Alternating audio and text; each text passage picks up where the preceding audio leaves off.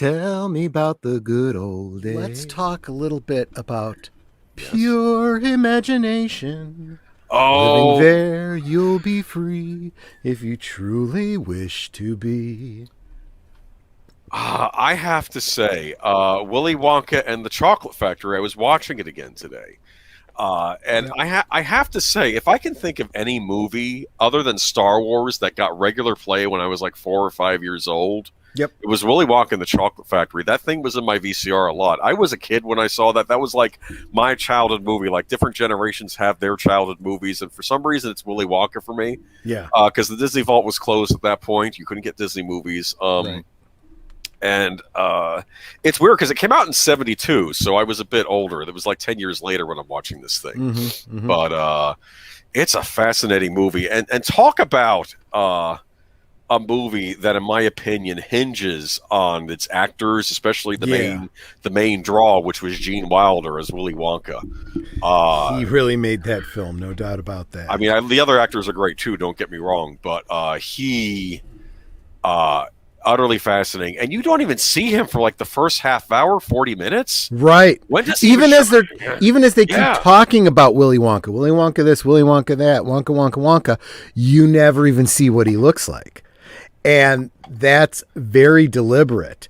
The first scene you see, all this mystery, nobody's seen him. Nobody ever goes in. Nobody ever comes out. And these kids and one guardian are going to get to go in and take a tour and get to meet Mr. Willy Wonka, who hasn't been seen in years. And when he comes out, it's not what anyone expects. He's a man walking with a cane.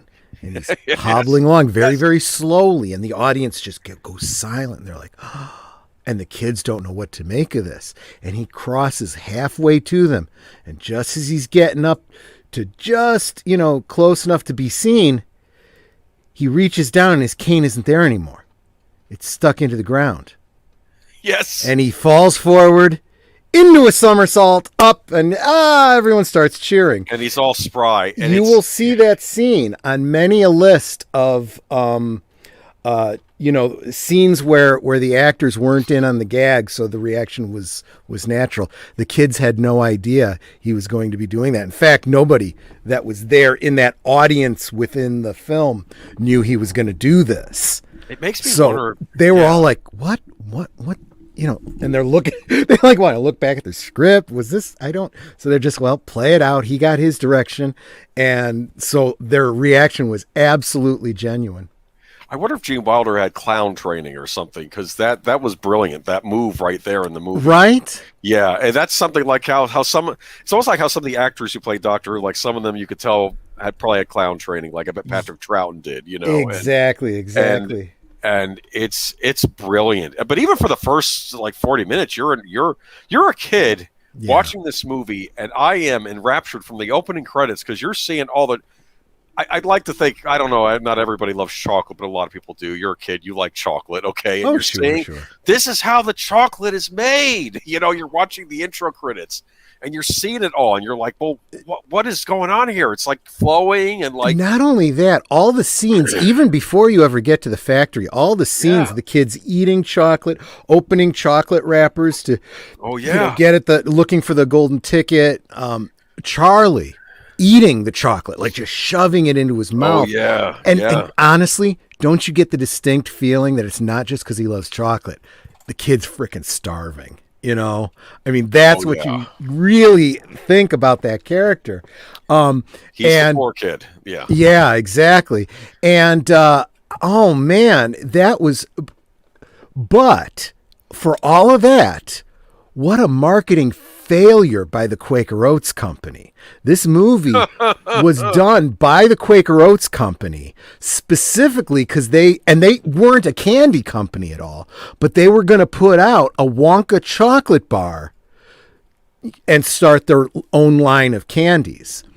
And they must not have gotten a good chocolatier or whatever, but what few of those bars actually made it to stores were not tempered right. They melted very easily. Oh, no. They were just a mess, and nobody liked them. So that was a marketing failure. It wasn't until many, many years later that we started to get actual Wonka bars on store shelves, and it was put out by Nestle. Yeah, I was going to say the Nestle company, and they did it in their subline that does like Nerds and whatnot. Yeah. And it's and they also had other things because they had other Willy Wonka candies, but this was the chocolate bar. It had graham crackers in, I believe. And it wasn't so many years later, and they used to have a cartoon Wonka on the bars too. It wasn't like the Gene Wilder one, which was right. fun. So it was very clear that they were acknowledging the character of Willy Wonka, not any specific film. But it's version. fine. It's fine. I'm okay with that. Oh yeah, me too. I was a big fan of those little gobstoppers growing up. That was like my favorite. Right. We'd come back from church, and if I was good in church, you could get a candy bar or a candy. Yeah.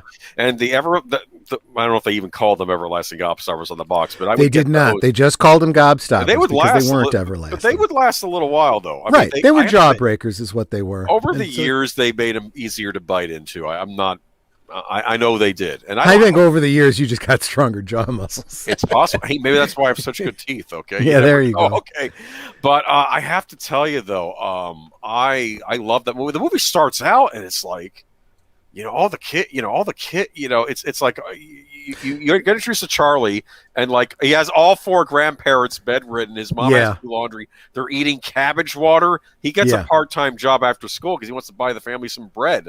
Okay, right. and his teacher that doesn't look like he's very good at his job, and he's very condescending to the students. I love that story because he comes home.